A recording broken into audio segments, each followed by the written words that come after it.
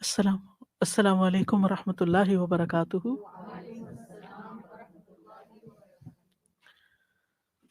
نحمده ونصلي على رسوله الكريم، اما بعد فاعوذ باللہ من الشیطان الرجیم، بسم اللہ الرحمن الرحیم، رب اشرح لي صدری ويسر لي امری واحلل عقدۃ من لسانی یفقهوا قولی۔ آج ہم انشاءاللہ حج کے پروگرام کے سلسلے میں حج بیت اللہ کے بارے میں قرآن مجید میں جو آیات آئی ہیں سورۃ الحج میں، پہلے ان کا جائزہ لیں گے، پھر ان سے متعلق کچھ احکام اور مسائل کا ذکر کریں گے انشاءاللہ۔ تو سورۃ الحج کی آیت نمبر 26 سے 30 تک کی تلاوت سنیے۔ وَإِذْ بَوَّأْنَا لِإِبْرَاهِيمَ مَكَانَ الْبَيْتِ أَلَّا تُشْرِكْ بِي شَيْئًا وَطَهِّرْ بَيْتِيَ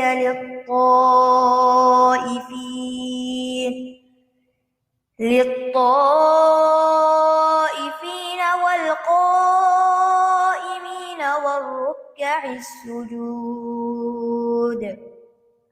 وَأَذِّن فِي النَّاسِ بِالْحَجِّ يَأْتُوكَ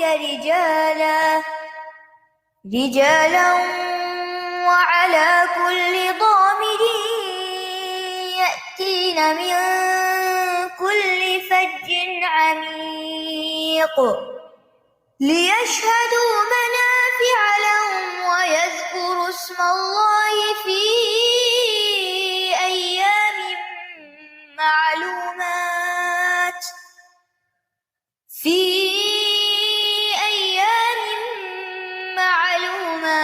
على ما رزقهم من بهيمة الأنعام فكلوا منها وأطعموا البائس الفقير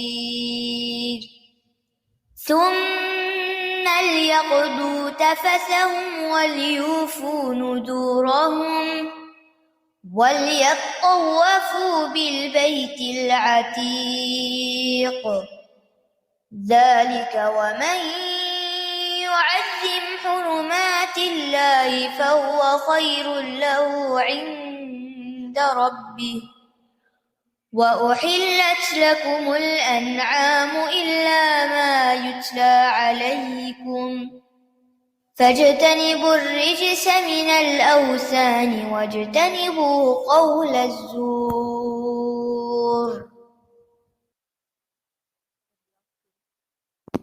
اور یاد کرو جب ہم نے ابراہیم کے لیے بیت اللہ کی جگہ مقرر کر دی، اس حکم کے ساتھ کہ تم میرے ساتھ کسی چیز کو شریک نہ ٹھہرانا، اور میرے گھر کو طواف کرنے والوں اور قیام کرنے والوں اور رکوع اور سجدہ کرنے والوں کے لیے پاک رکھنا، اور لوگوں میں حج کا اعلان کر دو، وہ تیرے پاس پیدل اور ہر لاغر اونٹ پر سوار ہو کر دور دراز کے ہر کشادہ راستے سے آئیں گے، تاکہ وہ اپنے بہت سے فائدے دیکھ لیں اور معلوم دنوں میں ان مویشی جانوروں پر اللہ کا ذکر کریں جو اس نے انہیں بطور رزق دیے ہیں، تو اس میں سے خود بھی کھاؤ اور بھوکے محتاج کو بھی کھلاؤ۔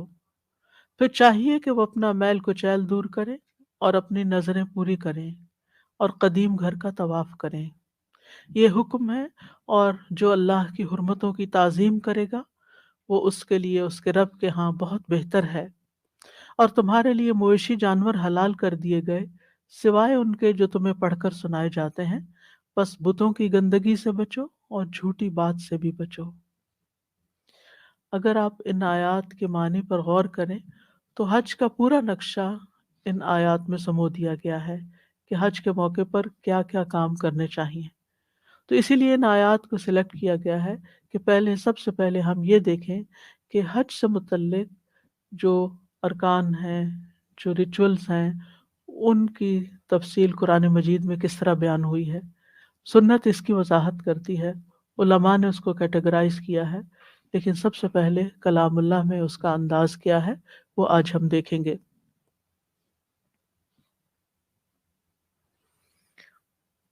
آپ جانتے ہیں کہ مسلمانوں کو بیت اللہ کا حج کرنے سے روک دیا گیا تھا، تو اس پر اہل مکہ کو، مشرکین کو، ان کے اس فعل پر ڈانٹا جا رہا ہے کہ یہ گھر اللہ کے حکم سے ان کے والد ابراہیم علیہ السلام نے لوگوں کو حج کرنے کے لیے، حج پر بلانے کے لیے تعمیر کیا تھا، اور ان کو حکم دیا گیا تھا کہ وہ اس گھر کو طواف کرنے والوں، نماز پڑھنے والوں اور دیگر عبادات کرنے والوں کے لیے پاک صاف رکھیں، اور لوگوں کو حج کرنے کی دعوت دیں تاکہ وہ یہاں آ کر اپنے دینی اور دنیاوی فائدوں کو دیکھ سکیں اور وہ فائدے حاصل کر سکیں۔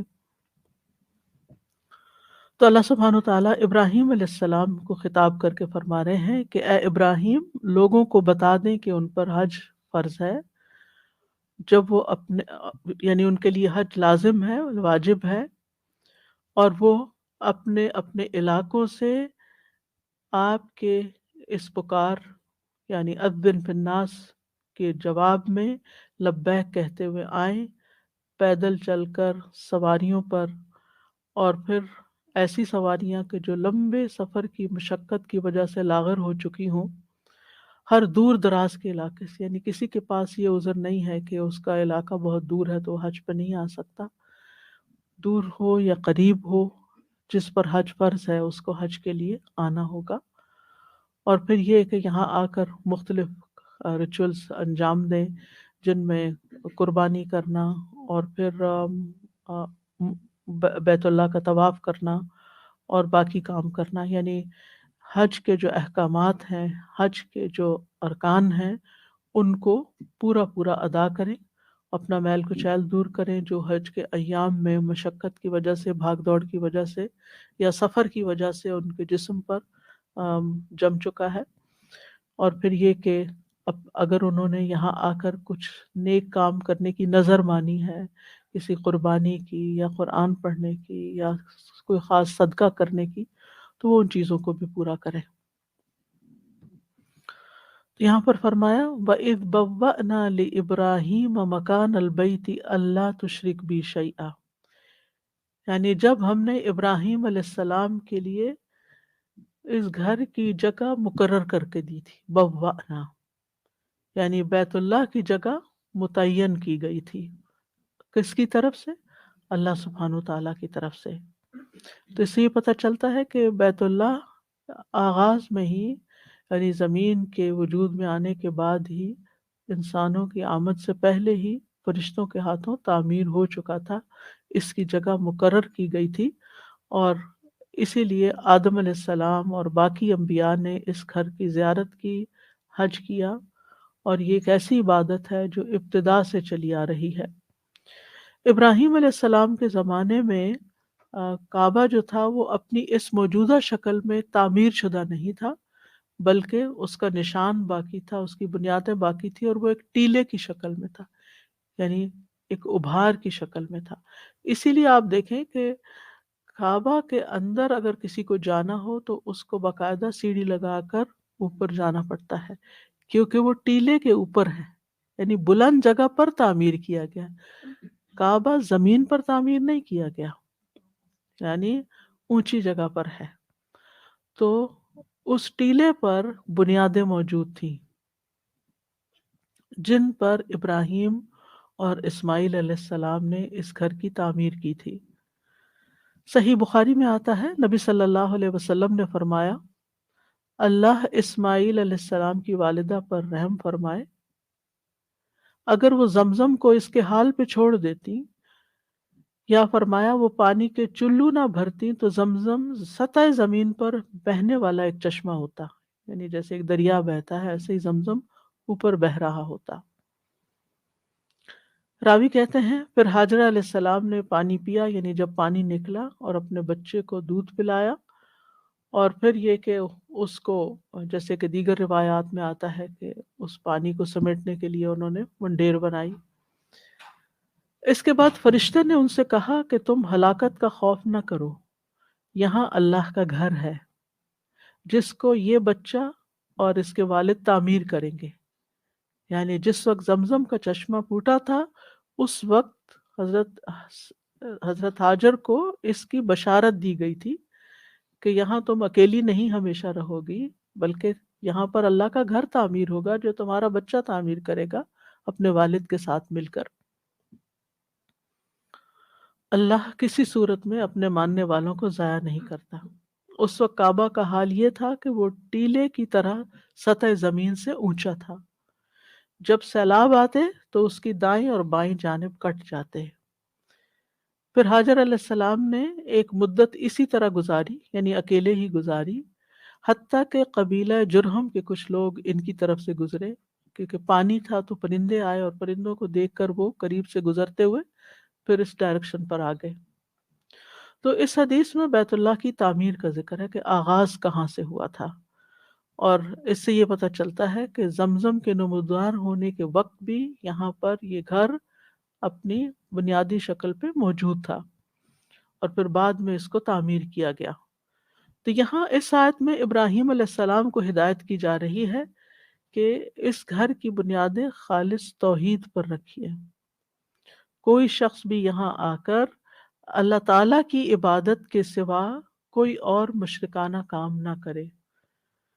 لیکن پھر آہستہ آہستہ کیا ہوا، لوگ اصل تعلیم کو بھول گئے، اور نبی صلی اللہ علیہ وسلم نے جب مکہ فتح کیا تو وہاں پر 360 بت جو تھے وہ موجود تھے، ہر قبیلے کا اپنا بت وہاں تھا۔ جس سے یہ پتہ چلتا ہے کہ اگر دین کی تعلیم باقی نہ رہے اور اصل تعلیم سے انسان جڑ کر نہ رہے تو پھر آہستہ آہستہ نسلیں جو ہیں وہ دین سے دور ہوتی چلی جاتی ہیں، چاہے وہ پیغمبروں کی اولاد ہی کیوں نہ ہو۔ تو اس میں ہمیں بھی اپنی اولادوں کے بارے میں فکر کرنا چاہیے کہ ان کو دین کی باقاعدہ تعلیم دینی چاہیے، تو انہیں پتہ ہونا چاہیے کہ وہ کیوں مسلمان ہیں، یعنی مسلمان ہونے کا مطلب کیا ہے۔ پھر فرمایا وَطَهِّرْ بَيْتِيَ لِلطَّائِفِينَ وَالْقَائِمِينَ وَالرُّكَّعِ السُّجُودِ، اور میرے گھر کو طواف کرنے والوں، قیام کرنے والوں، رکوع کرنے والوں، سجدہ کرنے والوں کے لیے پاک صاف رکھیے۔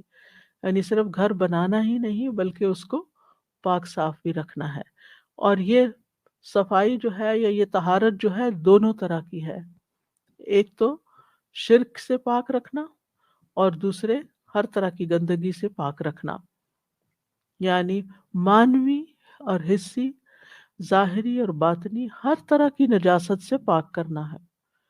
کیونکہ بعض اوقات ہمیں ظاہر میں نظر آنے والی گندگی تو محسوس ہوتی ہے، لیکن وہ گندگی جو شرک کی صورت میں انسانوں کے اخلاق، اعمال اور قلب و روح میں اتر جاتی ہے، اس کے بارے میں لوگ بے خبر ہو جاتے ہیں، غافل ہو جاتے ہیں۔ پھر یہاں پر آپ خاص بات دیکھیے کہ اللہ سبحانہ وتعالیٰ نے بیتی کہا ہے کہ یہ میرا گھر ہے۔ اللہ تعالیٰ نے اس کو اپنی طرف نسبت دی، اس کو شرف بخشا، فضیلت بخشی، تاکہ بندوں کے دل میں اس کی اہمیت اور عظمت اجاگر ہو۔ اور پھر یہ ہے کہ یہ گھر کس مقصد کے لیے بنا ہے کہ یہاں طواف کیا جائے، یہاں قیام کیا جائے، یہاں قرآن پڑھا جائے، اور یہاں رکوع اور سجدے کیے جائیں۔ یعنی یہ کسی سیاسی مرکز کے طور پر نہیں بنایا گیا بلکہ سراسر عبادت کے مقاصد کے لیے بنایا گیا ہے۔ اور طائفین یعنی طواف کرنے والے، قائمین نماز میں قیام کرنے والے مراد ہیں، رکع راکع سے رکوع کرنے والے، سجود کرنے والے، یعنی مراد یہ کہ نمازیں پڑھنے والے۔ رکوع اور سجود جو ہے وہ نماز کو ریپرزینٹ کرتے ہیں، تو یہ نماز کے جو خاص خاص ارکان ہیں ان کا ذکر کیا گیا۔ اس سے یہ پتہ چلتا ہے کہ نماز میں قیام بھی بہت اہم ہے اور رکوع اور سجدہ بھی بہت اہم ہے۔ یہ سارے ارکان مل کر نماز کو یعنی نماز کی بنیاد بنتے ہیں۔ یہاں پر آپ دیکھیے کہ نماز سے پہلے طواف کو رکھا گیا، اور ایک حدیث کے مطابق طواف بھی نماز ہی کی طرح کی ایک عبادت ہے، اسی لیے طواف میں پھر وضو کا اہتمام بھی کیا جاتا ہے۔ تو طواف کو باقی چیزوں پر، قیام، رکوع، سجود پر مقدم رکھا گیا، کیونکہ طواف صرف اسی گھر میں ہو سکتا ہے، کہیں اور نہیں ہو سکتا۔ تو اس لیے جب آپ اللہ کے اذن سے مکہ جائیں تو اس میں سب سے اہم عبادت نمازوں کے علاوہ طواف کو رکھیں، یعنی جتنا بھی ممکن ہو سکے۔ اور آپ محسوس کریں گے کہ اس طواف کے ذریعے ایک خاص قسم کی پھر روحانیت حاصل ہوتی ہے۔ ثواب تو ملتا ہی ہے، گناہ جھڑتے ہیں، دعائیں قبول ہوتی ہیں، لیکن دل کی حالت بدلتی ہے، دل کے غم اور بوجھ اور تکلیف اور پریشانی دور ہوتی ہے، تو اس لیے اس میں اس کا خاص اہتمام کرنا چاہیے۔ اور پھر سورۃ البقرہ میں آ، اسی بات کو ایک اور انداز میں بیان کیا گیا، وَأَهِدْنَا إِلَىٰ إِبْرَاهِيمَ وَإِسْمَاعِيلَ أَن طَهِّرَا بَيْتِيَ لِلطَّائِفِينَ وَالْعَاكِفِينَ وَالرُّكَّعِ السُّجُودِ۔ ہم نے ابراہیم اور اسماعیل علیہ السلام سے عہد لیا تھا، یعنی یہ صرف ایک حکم نہیں تھا بلکہ ایک تاکیدی حکم تھا، ایک وعدہ لیا گیا تھا کہ وہ ایسا ضرور کریں گے۔ کیا؟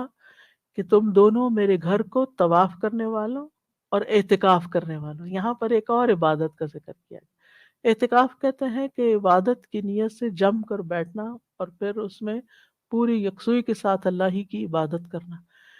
اسی لیے رمضان میں بہت سارے لوگ، بے شمار لوگ، سینکڑوں کے حساب سے اعتکاف کا اہتمام کرتے ہیں، یعنی اپنے سب گھر بار کام کاج ہر چیز چھوڑ کر بیت اللہ کو لازم پکڑ لیتے ہیں اور دن رات وہیں گزارتے ہیں اور عبادت میں مشغول رہتے ہیں۔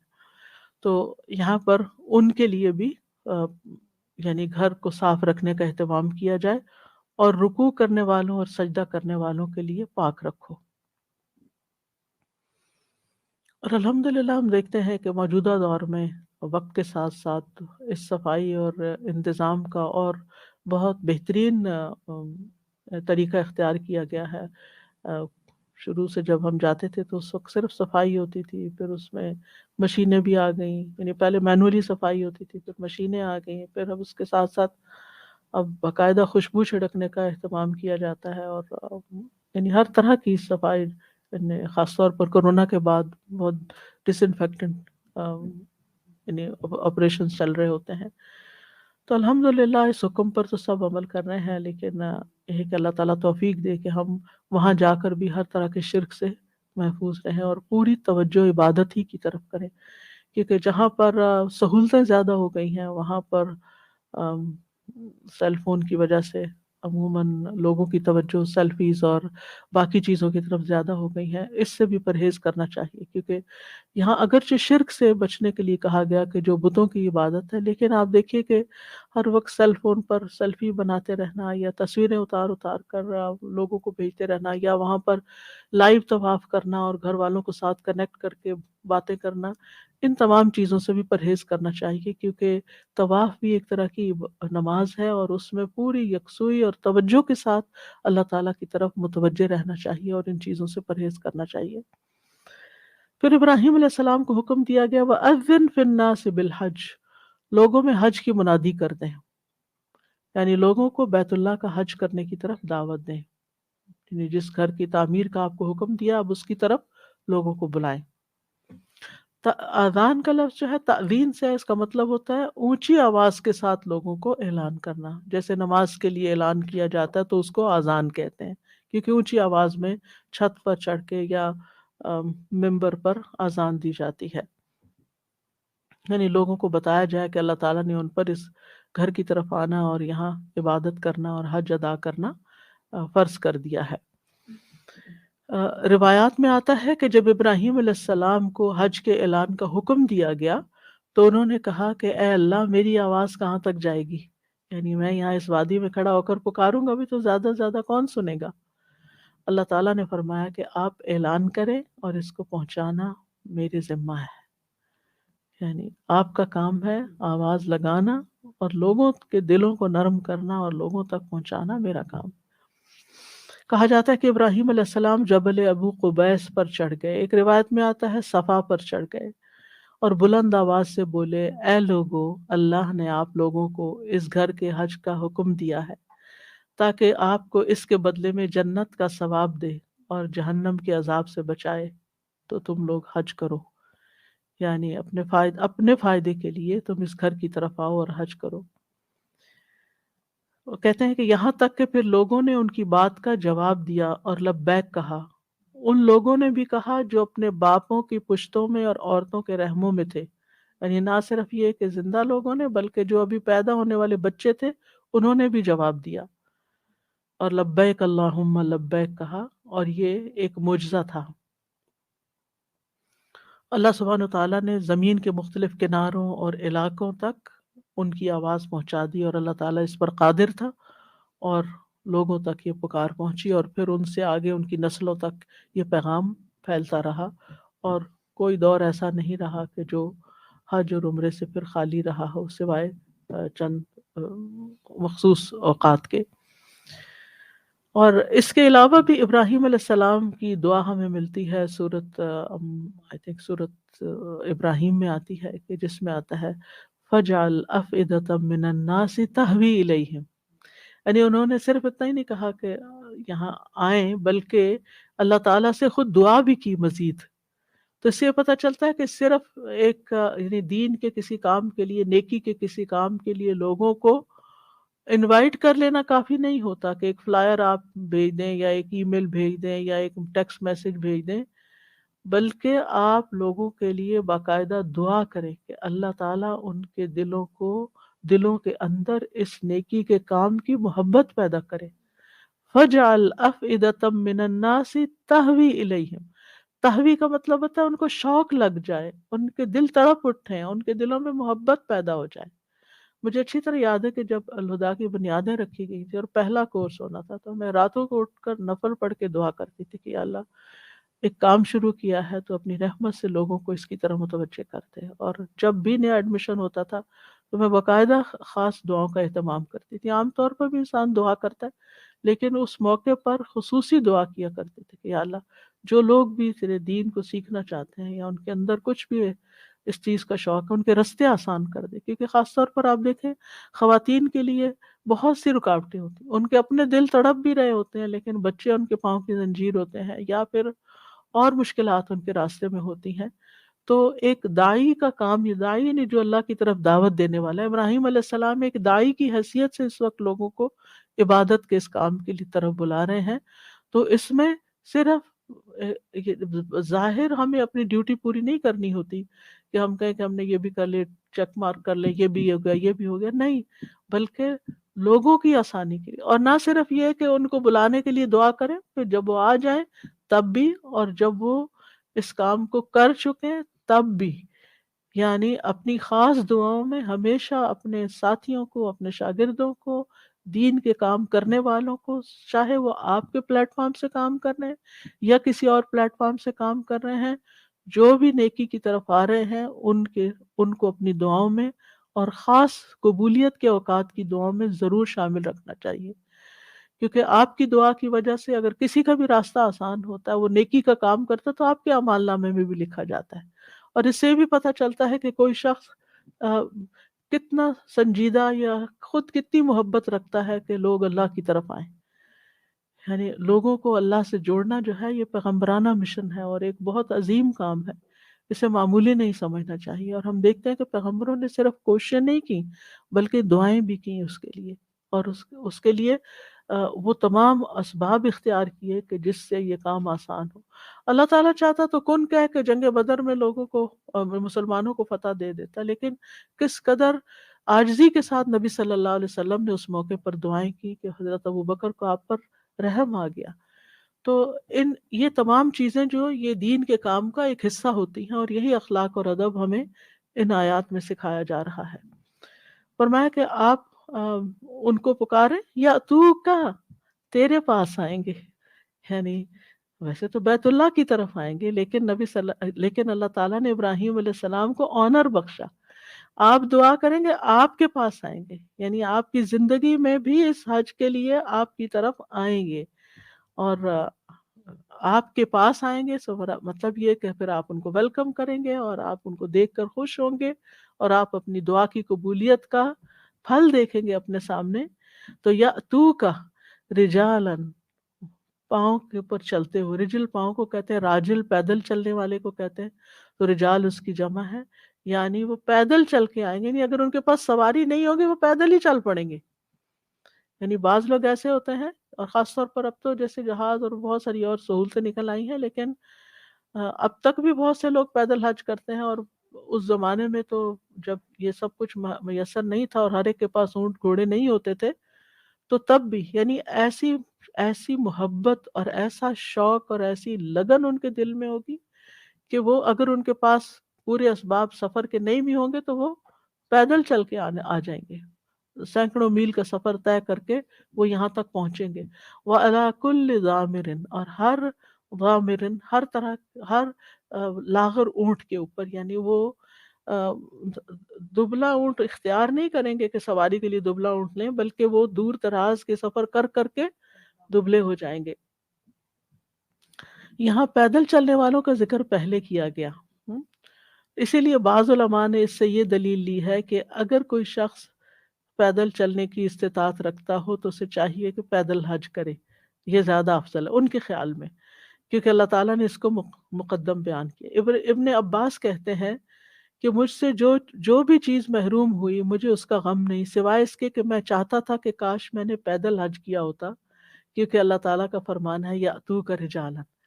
تو بہرحال نیکی کے کام میں بڑھنا اور قدم اٹھانا جو ہے اس کا ایک شوق رکھنا اپنی جگہ ہے، لیکن اکثر علماء کہتے ہیں کہ سوار ہو کر حج کرنا افضل ہے، کیونکہ اس میں رسول اللہ صلی اللہ علیہ وسلم کی پیروی ہے، اور اصل مقصد یہ نہیں کہ انسان اپنے آپ کو ضرور تھکائے ہی، ہاں تھکن لاحق ہو جائے تو اور بات ہے، اس کی شکایت نہ کرے، لیکن تھکانا اور اپنے آپ کو کھپانا مقصود نہیں ہے۔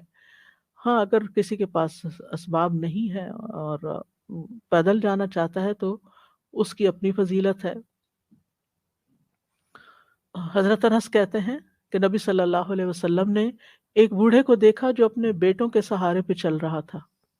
آپ نے فرمایا اس کا کیا حال ہے؟ لوگوں نے عرض کیا کہ اس نے پیدل چل کر کعبہ جانے کی نظر مانی ہے۔ آپ نے فرمایا اللہ تعالیٰ نفس کو عذاب میں مبتلا کرنے سے بے نیاز ہے اور اس کو سوار ہونے کا حکم دیا۔ یعنی اگر کوئی شخص نہیں چل سکتا یا اس کو مشقت لاحق ہوتی ہے، جیسے بعض لوگ اگر بڑھاپے کی وجہ سے یا کسی بیماری کی وجہ سے پیدل چل کر طواف نہیں کر سکتے یا سعی نہیں کر سکتے اور ویل چیئر لے لیتے ہیں، یا وہاں پر جو اب اسکوٹیز اویلیبل ہیں ان پہ بیٹھ کے کرتے ہیں، تو وہ اس میں کوئی برائی نہیں، کیونکہ نبی صلی اللہ علیہ وسلم سے سوار ہو کر بھی سعی کرنے کی روایت ملتی ہے۔ اور پھر یہ کہ یہاں پر صرف اونٹوں کی بات نہیں کی گئی، بلکہ ضامر کا لفظ کہ جو اس بات کا اعلان کر رہا ہے کہ وہ اللہ کے راستے میں خوب خوب مشقت کر کے آیا ہے۔ اور پھر آپ دیکھیے کہ انہی جانوروں کی طرف فعل منسوب کیا گیا، یا اتینا، یا اتونا نہیں کہا، یعنی وہ پیچھے آ چکا کہ لوگ آئیں گے آپ کے پاس، لیکن یہاں اونٹوں کے بارے میں کہا، اونٹنیوں کے بارے میں کہا گیا کہ یاتینا من کل فج عمیق، یہ اونٹنیاں دوڑتی ہوئی ہر کشادہ راستے سے، دور دراز کے راستے سے آئیں گی۔ یہ بالکل ایسے ہی ہے کہ جیسے والعادیات ضبحا ہے، اس میں تیز دوڑنے والے گھوڑے یا اونٹنیوں کی بات کی گئی ہے۔ مراد اس سے مجاہدین ہیں کہ جو اللہ کے راستے میں نکلتے ہیں، لیکن جن گھوڑوں پہ سوار ہوتے ہیں اور جن جانوروں پہ سوار ہوتے ہیں ان کو آنر بخشا گیا ہے، لہٰذا فعل کی نسبت ان کی طرف کی گئی ہے۔ تو یہاں بھی فعل کی نسبت اونٹوں کی طرف کر دی گئی، کیونکہ وہ بھی اللہ کے راستے میں ہے۔ تو اس سے یہ پتہ چلتا ہے کہ ہر وہ چیز جو اللہ کے راستے میں استعمال ہوتی ہے، چاہے آپ کی گاڑی ہے، چاہے آپ کے دیگر لیپ ٹاپس ہیں یا دیگر مال اسباب ہیں، تو ان کی بھی اپنی ایک شان ہے اور ان کا بھی ایک مقام ہے، کیونکہ وہ بھی اللہ کے لیے استعمال ہو رہے ہیں، اور ان چیزوں کو بھی آنر بخشنا چاہیے، ان چیزوں کو بھی قدر کرنی چاہیے، ان چیزوں کا بھی خیال رکھنا چاہیے۔ اسی لیے 3 طرح کے گھوڑے ہوتے ہیں، اور ایک گھوڑا وہ جو اللہ کے راستے میں ہوتا ہے وہ قیامت کے دن وہ خود بھی اور اس کی لید اور اس کا پیشاب اور اس کا سب کچھ جو ہے اور اس کا جو چارہ ہے وہ سب کچھ بھی اعمال نامے میں وزن اس کا ہوگا، کیونکہ وہ اللہ کے راستے میں استعمال ہوا۔ تو انسان بعض جیسے آج کل اب یہ مشکل ہوئی کہ گیس مہنگی ہو گئی ہے، اس لیے بہتر ہے گھر سے ہی پڑھ لیا جائے، تو آپ دیکھیں کہ ہر جگہ جاتے ہیں، گروسری کے لیے جاتے ہیں، ہر کام کے لیے نکلتے ہیں، تو اگر اللہ کے راستے میں تھوڑی سی گیس لگ گئی تو کیا فرق پڑتا ہے؟ اللہ سبحانہ وتعالیٰ اس کو بہترین نعم البدل دے گا، کہیں اور سے بچا دے گا آپ کے لیے۔ تو اللہ کے راستے میں جو بھی مال خرچ کرنا پڑے کسی بھی موقع پر، اس سے گھبرانا نہیں چاہیے، کیونکہ باقی چیزیں آپ لوگوں کو دیتے ہیں تو لوگ بھی اس کی قدر کرتے ہیں، تو جو آپ اللہ کے لیے دیتے ہیں کیا اللہ تعالیٰ آپ کی قدر نہیں کرے گا اور کیا آپ کو بہترین نعم البدل نہیں دے گا؟ تو یہاں پر 2 لفظ مزید استعمال ہوئے، فج اور عمیق۔ فج جو ہوتا ہے ان رستوں سڑکوں وغیرہ کے لیے استعمال ہو رہا ہے کہ جو بیت اللہ کی طرف جاتی ہیں. اور عمیق ویسے تو گہرائی کے لیے استعمال ہوتا ہے جیسے ڈیپتھ کے لیے، لیکن یہاں مراد دور کے علاقے. اگر آپ دیکھیں گلوب پر خانہ کعبہ کو، تو پھر جب وہاں سے نکلتے ہیں تو بظاہر تو اسٹریٹ راستے لگتے ہیں، لیکن وہ نیچے کو بھی اترتے ہیں، تو اس لیے عمیق کا لفظ استعمال ہوا. تو بہرحال حضرت ابراہیم علیہ السلام نے حج کے لیے پکارا، اور اس کے بعد رسول اللہ صلی اللہ علیہ وسلم نے اس کی تعمیل کی، اور لوگوں کو اس گھر کی طرف آنے کی دعوت دی. اور پھر اللہ سبحانہ تعالیٰ نے نبی صلی اللہ علیہ وسلم کے ہاتھوں دور دراز کے علاقے فتح کروا دیے، اور آپ کی امت کے ہاتھوں، جس کی وجہ سے پھر آپ دیکھیں کہ دنیا کے ہر دور دراز علاقے سے، آپ دیکھیں نارتھ امریکہ سے، آسٹریلیا سے، افریقہ کے دور دراز علاقوں سے لوگ حج کرنے کے لیے وہاں جاتے ہیں. اور اس میں یعنی فج نمیق کی طرف اس بات کی طرف بھی اشارہ ہے کہ مسلمان جو ہیں وہ دنیا کے دور دراز علاقوں تک پھیل جائیں گے. لیشہدوا منافع لہم، تاکہ وہ ان فائدوں کا مشاہدہ کریں جو اللہ نے ان کے لیے رکھے ہیں. یعنی حج کی طرف دعوت دینے کی حکمت یہاں بتائی گئی کہ وہ اللہ کی رضا تو حاصل کریں گے، عبادت کریں گے، لیکن اس عبادت کے دیر اینڈ دین ان کو فائدے بھی نظر آئیں گے. یعنی کچھ کام ایسے ہوتے ہیں نا کہ جن کے کرنے کے نتائج آپ کو کچھ عرصے بعد پتہ چلتے ہیں، لیکن حج کا معاملہ ایسا ہے کہ آپ جاتے ہیں تو آپ کو بہت ساری چیزیں وہاں پر ایسی نظر آتی ہیں، آپ کی بہت سی لرننگ ہوتی ہے، آپ کے تجربات میں اضافہ ہوتا ہے، آپ بہت سی ایسی کرامتیں آپ کے ساتھ ہوتی ہیں کہ آپ حیران ہو جاتے ہیں کہ آپ کوئی چیز سوچ رہے ہوتے ہیں اور وہ آپ کے ساتھ ہو جاتی ہے. کچھ کھانے کو دل چاہ رہا ہوتا ہے تو وہ آپ کے سامنے آ جاتا ہے، اور اسی طرح کی بہت ساری چیزیں. تو یعنی حج کے بہت سے فوائد، ان گنت فوائد ہیں، لیکن ان فائدوں میں ایک تو یہ ہے کہ امت کی ایک یکجہتی نظر آتی ہے. یعنی ہر رنگ اور زبان اور کلچر کا شخص وہاں موجود ہوتا ہے. اس دفعہ اتفاق سے عمرے پر جب میں گئی ہوں تو ہمیں چونکہ لاسٹ مومنٹ پہ وہ بک کروایا تھا مدینہ کا جو علاقہ ہے، مدینہ کا جو ہوٹل تھا، تو اس گیٹ سے جب ہم اندر جاتے تھے باب عمر بن خطاب سے، تو آپ یقین کریں کہ میجورٹی ایسے لوگوں کی تھی جن کا مجھے ایک لفظ بھی سمجھ نہیں آتا تھا یہ زبان کون سی بول رہے ہیں.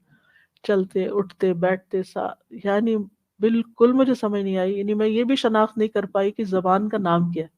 زبان کو سمجھنا، یعنی میں غور سے بازو کا سنتی تھی کہ کوئی ایک لفظ ہی سمجھ آ جائے تو کچھ بھی سمجھ نہیں آتا تھا. لیکن کتنی حیرت کی بات ہے نا کہ اتنے مختلف زبانیں بولنے والے اس طرح ہر سال ایک جگہ پر اکٹھے ہوتے ہیں، جن کا لباس مختلف ہے، جن کے کھانے پینے کی عادات مختلف ہیں، جن کا کلچر مختلف ہے، جن کی بہت سی چیزوں میں اختلاف ہے، لیکن یہاں سب اللہ کے بندے ہیں اور آپس میں بھائی بھائی ہیں. انما المؤمنون اخوہ کا ایک عظیم الشان مظہر نظر آتا ہے، اور سب کے سب ایک وقت میں ایک امام کی پکار پر اللہ اکبر کہتے ہوئے کھڑے ہو جاتے ہیں.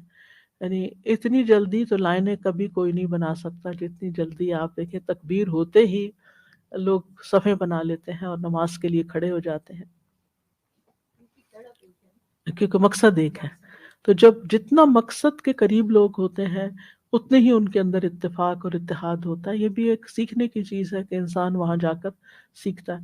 پھر اسی طرح اللہ کے فضل کو تلاش کرنے کے مواقع ہوتے ہیں. اب اس گئے گزرے دور میں بھی آپ دیکھیں بہت سی ایسی ٹریڈیشنل روایتی چیزیں مکہ اور مدینہ میں موجود ہیں کہ جن سے آپ فائدہ اٹھاتے ہیں، یعنی کہ جو آپ کو کہیں اور جن کی خرید و فروخت نہیں ہوتی، یا جو آپ کو کہیں اور نظر نہیں آتے. تو اس میں بہت حیرت کی بات تھی کہ جیسے اس سے بیری کے پتوں سے نہانے کا حکم دیا گیا ہے اگر جادو یا نظر یا کوئی بھی بیماری ہو، عام بیماری بھی کوئی ہو تو اس میں بھی اس کو استعمال کیا جا سکتا ہے.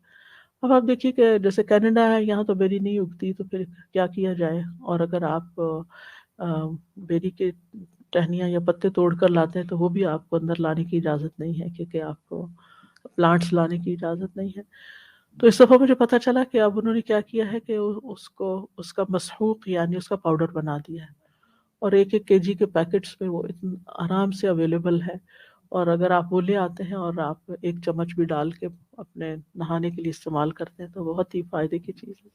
اسی طرح لبان کا استعمال، وہاں پر جو لوگ اعتکاف میں بیٹھتے ہیں پھر وہ آپس میں بہت ساری چیزیں ایک دوسرے سے ایکسچینج کرتے ہیں، تو پہلی دفعہ مجھے پتہ چلا کہ اتنے بے شمار فائدے ہیں۔ پھر میں نے آ کے اس پہ سرچ بھی کی کہ کس طرح قدیم زمانے سے یہ اپنے انفیکشنز اور بہت سی اور بیماریوں کا علاج صرف لبان کو پانی میں ڈال کے چھوڑ دیتے تھے اور اس کو پیتے رہتے تھے اور اس سے بھی علاج ہو جاتے ہیں۔ ٹریڈیشنل علاج کے بہت، میری بہن چونکہ ہومیوپیتھک ڈاکٹر ہے تو وہ وہاں پر ہر سال اعتکاف مسجد میں بیٹھتی ہیں، اور مختلف عرب خواتین سے جو شروع سے وہ لوگ وہاں آ کر بیٹھتے ہیں تو ان کے ساتھ پھر بہت سے تجربات ایکسچینج ہوتے ہیں۔ تو انہوں نے کئی ایسی چیزیں جو وہاں پر ہیں، یعنی وہ طریقہ ہے علاج جو شروع سے ہی، یعنی نبی صلی اللہ علیہ وسلم کے زمانے سے آپ کو معلوم ہے وہاں پر مکہ یا مدینہ میں کوئی ڈاکٹر اور حکیم نہیں تھا، اور ایک آیا بھی تو وہ کچھ عرصے تک اس کے پاس کوئی بیمار نہیں آیا۔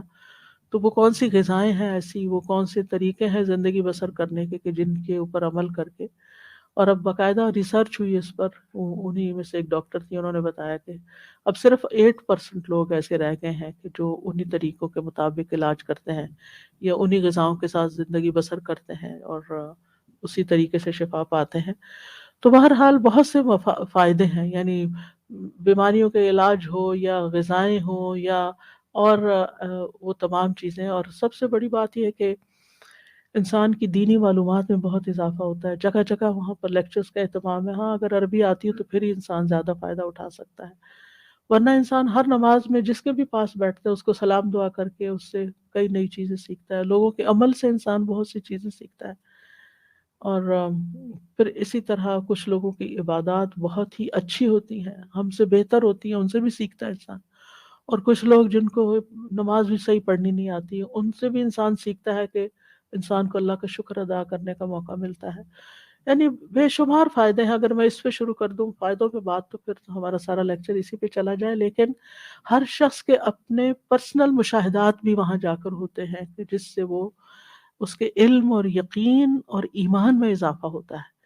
یعنی ایک چیز جو یقینی طور پر انسان کے اندر اضافہ کرتی ہے وہ ایک اطمینان، امن، ون دخلہ کان آمنا، جو وہاں داخل ہوا امن میں آ گیا، اور یہ امن صرف اس وقت تک کے لیے نہیں، وہ واپس آ کر بھی کافی دن باقی رہتا ہے، یعنی اندر کا اطمینان اور سکینت اور اندر کے جو بوجھ ہیں وہ اترتے ہیں۔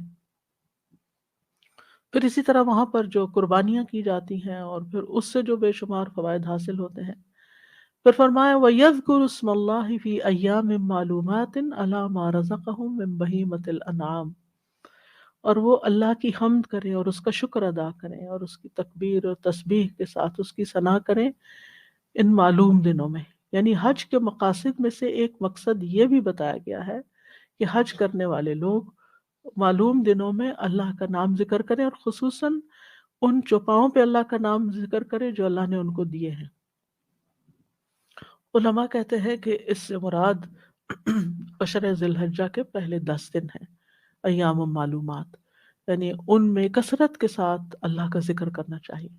بہت سے لوگ جو حج پہ جاتے ہیں وہ عموماً عشر ذی الحجہ کی فضیلت نہ جاننے کی وجہ سے بعض اوقات اپنا بہت سا وقت ادھر ادھر بھی گنوا دیتے ہیں، مارکیٹس اور بازار اور ان چیزوں میں۔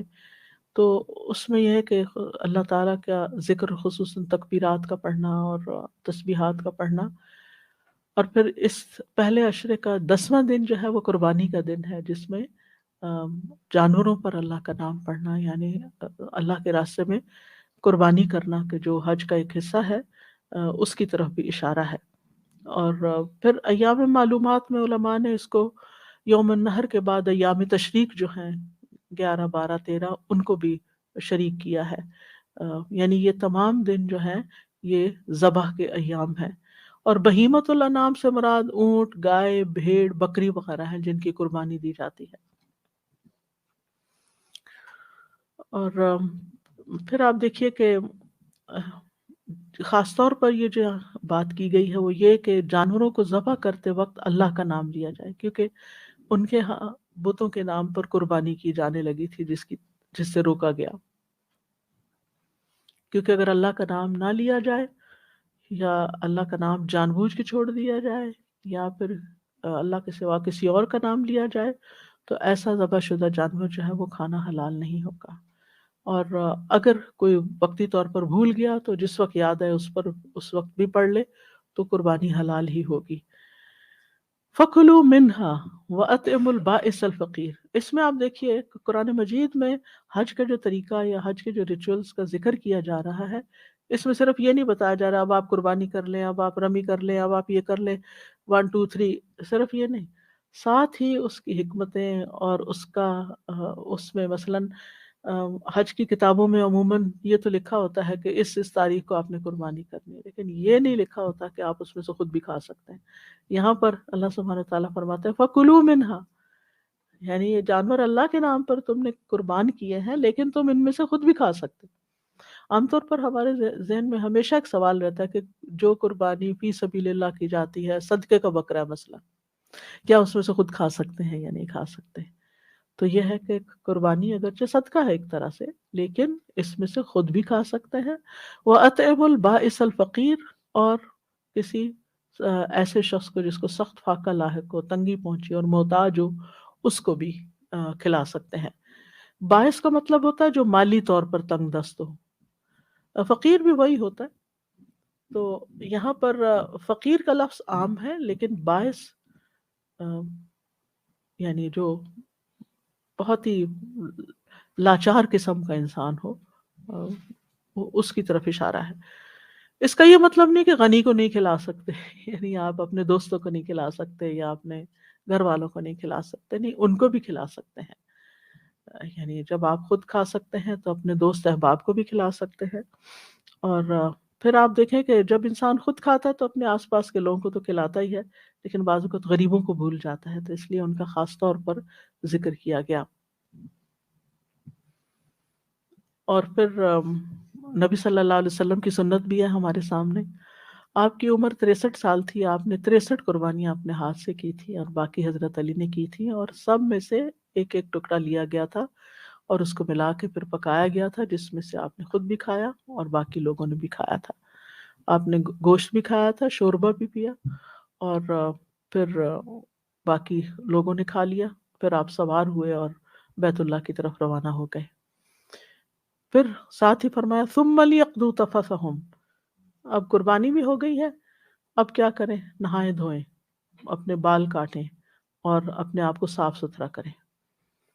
یعنی یہ بھی مناسک حج میں سے ہے، یعنی اپنا میل کچیل دور کریں، اور میل کچیل دور کر کے نہیں، نہا دھو کر پھر سلا ہوا لباس پہن لیں، یعنی جب قربانی کر لی جائے، کنکریاں مار لی جائیں اور باقی ریچولز پورے کر لیے جائیں۔ تو احرام سے جب آپ نکلتے ہیں تو پھر ناخن کٹوانا، خوشبو لگانا، یہ سب کچھ حلال ہو جاتا ہے۔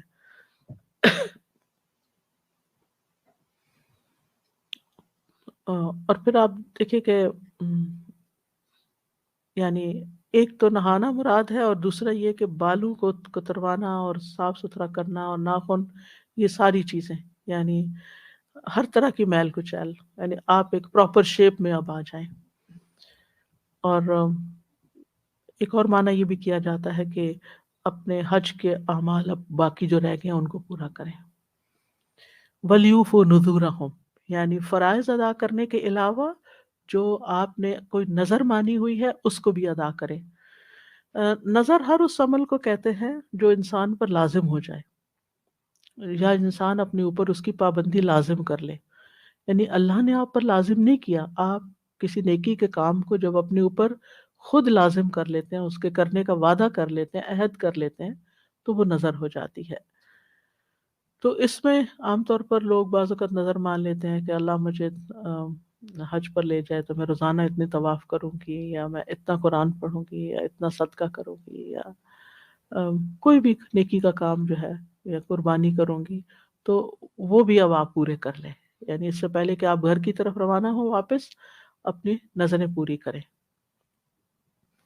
وَلْيَطَّوَّفُوا بِالْبَيْتِ الْعَتِيقِ، یہاں پر آپ لفظ دیکھیے وَلْيَطَّوَّفُوا، وَلْيَطُوفُوا نہیں کہا گیا، یہ مشقت والا طواف ہے، طواف افاظہ کی طرف اشارہ ہے کہ کیونکہ اس میں مینا سے وہاں تک پہنچنا بھی ایک معنی رکھتا ہے، نہیں سب سے مشکل مرحلہ یہ ہوتا ہے رش کی وجہ سے، کیونکہ سب تھکے ہوتے ہیں، سب کا دل ہوتا ہے کہ بس جلدی سے جائیں اور حلال ہوں پورا، یعنی اپنے ریچولز پورے کر لیں اور حج پورا ہو جائے، ایک دفعہ ذمہ داری پوری ہو جائے۔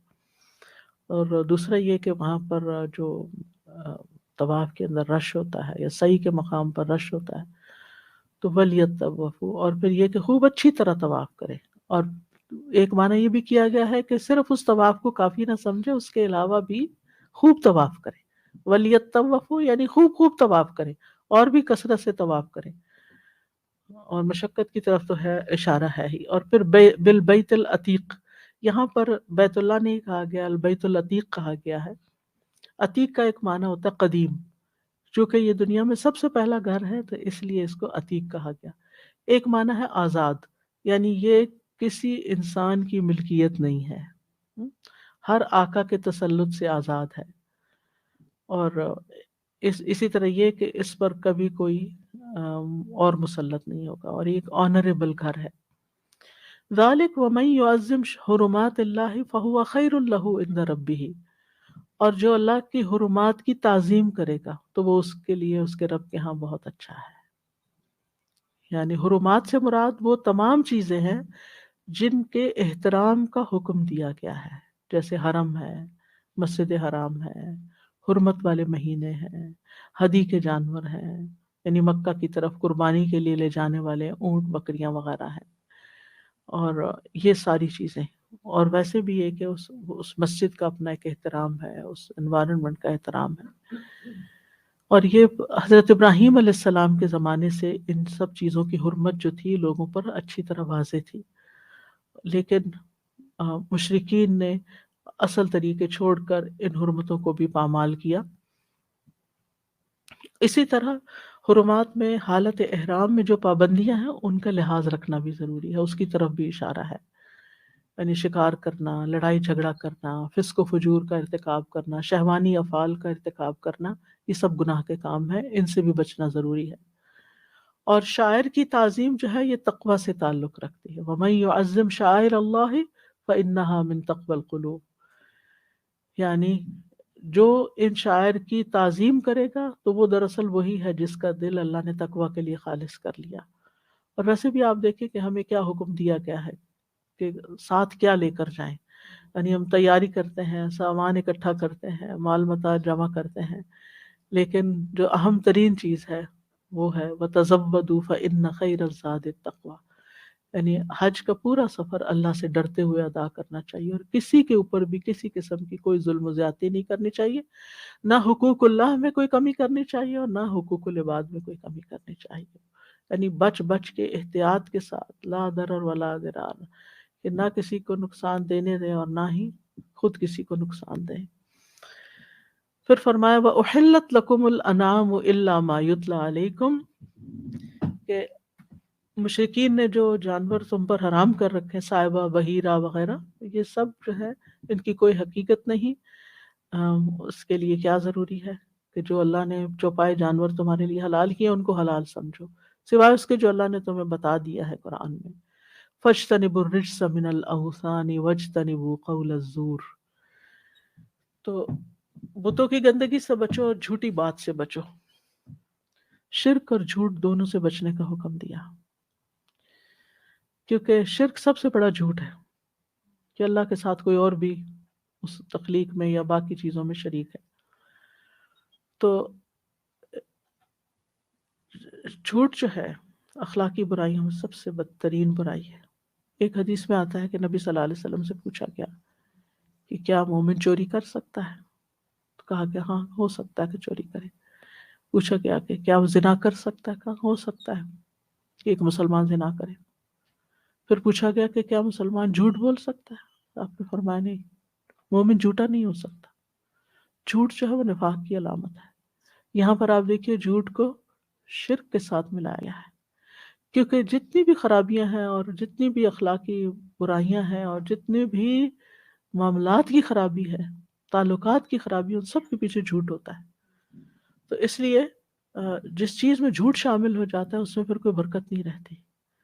تو یہاں حج کا جو سبق سکھایا گیا کہ ایک طرف حج اسٹیبلش کرو کس کے لیے، اپنے یعنی توحید کے قیام کے لیے، یعنی توحید خالص کرو، اور دوسری طرف یہ کہ اپنے اخلاقیات میں جھوٹ سے بچو اور جھوٹی بات سے بچو.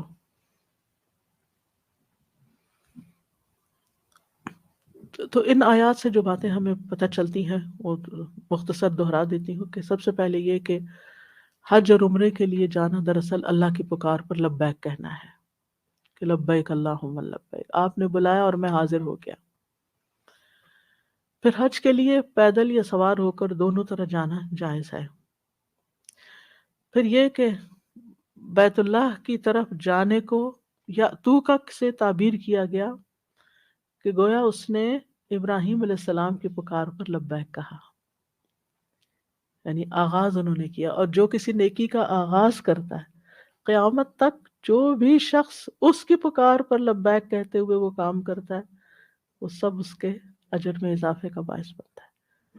یعنی قیامت تک جتنے بھی لوگ بیت اللہ کی طرف جائیں گے وہ ان سب کا ثواب جو ہے وہ ابراہیم علیہ السلام کو بھی ملے گا. یا اتو کا، وہ تمہارے پاس آ رہے ہیں، تمہارے کہنے پہ آ رہے ہیں. ابراہیم علیہ السلام خود اپنی زندگی میں ہر حج کے موسم میں بیت اللہ شریف جایا کرتے تھے. یعنی رہتے تو وہ تھے فلسطین کی طرف، لیکن وہ ضرور حج کرنے کے لیے جاتے تھے. پھر یہ ہے کہ حج کے دن معلوم ہے عشرہ ذوالحجہ کی فضیلت کا بھی انڈائریکٹلی یہاں ذکر ہو گیا ہے، لہٰذا ان دنوں کو غنیمت سمجھنا چاہیے. اور یہ اس لحاظ سے بھی بڑے اہم ہے کہ اس میں ان دنوں میں حج بھی ہوتا ہے، ان دنوں میں قربانی بھی ہوتی ہے، ان دنوں میں روزہ بھی رکھا جا سکتا ہے سوائے 9 ذی الحج کے اور 10 عید والے دن کے. ان دنوں میں صدقہ خیرات کیا جا سکتا ہے. یعنی جتنی بھی عبادات کی قسمیں ہیں وہ ساری ان دنوں میں جمع ہو جاتی. اسی لیے والفجر ولیال نشر میں علماء نے اس کو یعنی ان 10 دنوں کا ذکر کیا.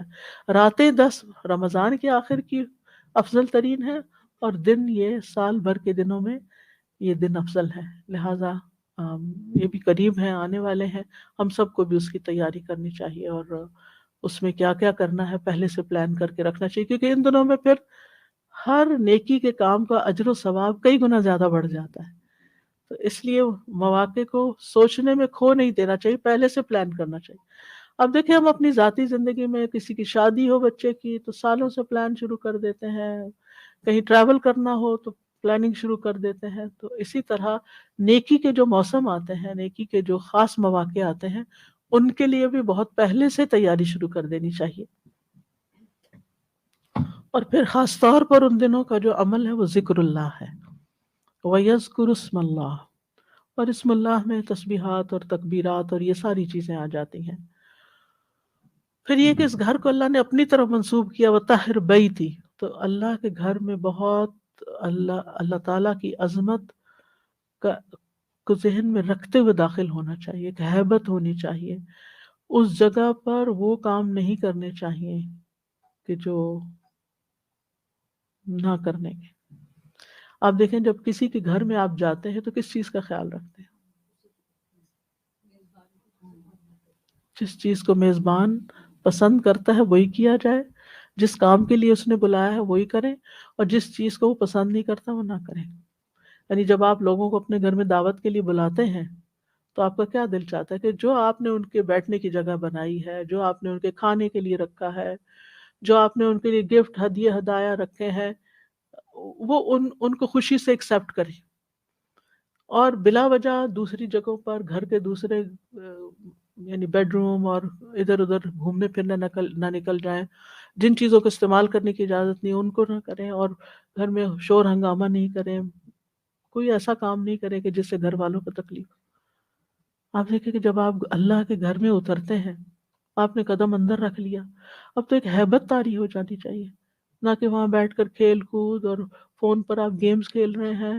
اور بعض خواتین بچوں کو موبائل پکڑا دی، جیسے وہ نماز پڑھنے لگے نا، وہ کسی نے ذکر کیا کہ انہوں نے نماز شروع کی اور بچی کے ہاتھ میں موبائل دے دیا، اس نے اس پہ کوئی گیم یا کچھ لگا دیا. اس کا لاؤڈ میوزک تھا کہ جو امام صاحب تھے، ان کی تو آواز ہی نہیں کان میں آ رہی تھی، اس قدر نماز ڈسٹرب ہوئی۔ تو ایسی تمام چیزیں آپ دیکھیں، آپ اللہ کے گھر میں آپ کوئی ایسا کام نہ کریں جو اللہ تعالیٰ کو پسند نہیں۔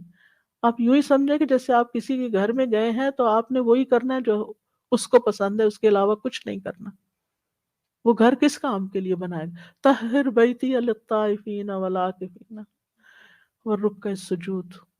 تو یہ گھر جس کام کے لیے وہی کریں، باقی سب چیزیں چھوڑ دیں، اور اس موقع کو غنیمت سمجھیں، اور کثرت سے اللہ کا شکر ادا کریں کہ اللہ تعالیٰ نے آپ کے قدم یہاں مبارک کیے ہیں اور آپ کو موقع ملا ہے یہاں آنے کا۔ تو ان اوقات کو ادھر ادھر ٹیکسٹنگ اور باتیں اور ادھر ادھر دیکھنا اور فضول کاموں میں اپنا وقت ضائع کرنا، یعنی پورے احترام کے ساتھ اس گھر میں رہیں۔ پھر اسی طرح اس گھر کی صفائی کا بھی خیال رکھیں، گندگی پھیلانا جائز نہیں ہے وہاں۔ اگر کوئی کوڑا کرکٹ نظر آئے تو اس کو اٹھا لیں۔ کہاں یہ کہ بعض لوگ کھجور کھا کے گٹلیاں پھینک دیتے ہیں، یا پانی پی کے کپ چھوڑ دیتے ہیں، ٹشو، یعنی مسلسل لوگ صفائی کرنے والی خواتین کے ایریے میں گھوم پھر رہی ہوتی ہیں، اور وہ لوگوں کی چھوڑی ہوئی چیزیں اٹھا کے کوڑے پھینک رہی ہوتی ہیں۔ اول میں ہم اپنے بیگ میں خود ہی اپنا ٹشو ڈال لیں، ہم کیوں چھوڑیں؟ کیا ہمارا دل چاہے گا مثلا کوئی آپ کے گھر آئے اور اپنا ٹشو استعمال کر کے آپ کے ٹیبل پہ چھوڑ دے یا آپ کے نیچے پھینک دے فلور پہ؟ آپ کو کیسا لگے گا؟ اللہ تعالیٰ کو کیسا لگتا ہوگا کہ جب ہم اللہ کے گھر میں ایسی حرکتیں کرتے ہیں؟ اور یعنی کسی بھی قسم کی کوئی ایسی ناجائز بات اور ناجائز کام، تو پھر اور خاص طور پہ آپ دیکھیں جو چیزیں آپ اپنے گھر میں بھی پسند نہیں کرتے وہ اللہ کے گھر میں بھی نہ کریں، اور اپنی توجہ رکوع اور سجود اور ان چیزوں کی طرف رکھیں۔ پھر جن آیتوں سے یہ بھی پتہ چلا کہ قربانی کے جانوروں سے انسان خود بھی کھا سکتا ہے۔ پھر یہ کہ نظر ماننا مشروع ہے، یعنی اس کی اجازت ہے، نیکی کے کاموں کا اپنے اوپر مقرر کر لینا، اور اس کو پورا کرنا عبادت ہے اور فرض کے درجے میں ہے۔ اور پھر اسی طرح یہ ہے کہ یہ یاد رہے کہ نظر اور فدیہ میں سے خود کچھ نہیں کھایا جاتا۔ اگر قربانی کی نظر مانی ہے کہ اللہ کے راستے میں قربانی کروں گا، تو پھر اس ذبح شدہ جانور میں سے خود نہیں کھائیں، یا آپ نے فدیہ دیا ہے کوئی تو اس میں سے نہیں کھائیں گے۔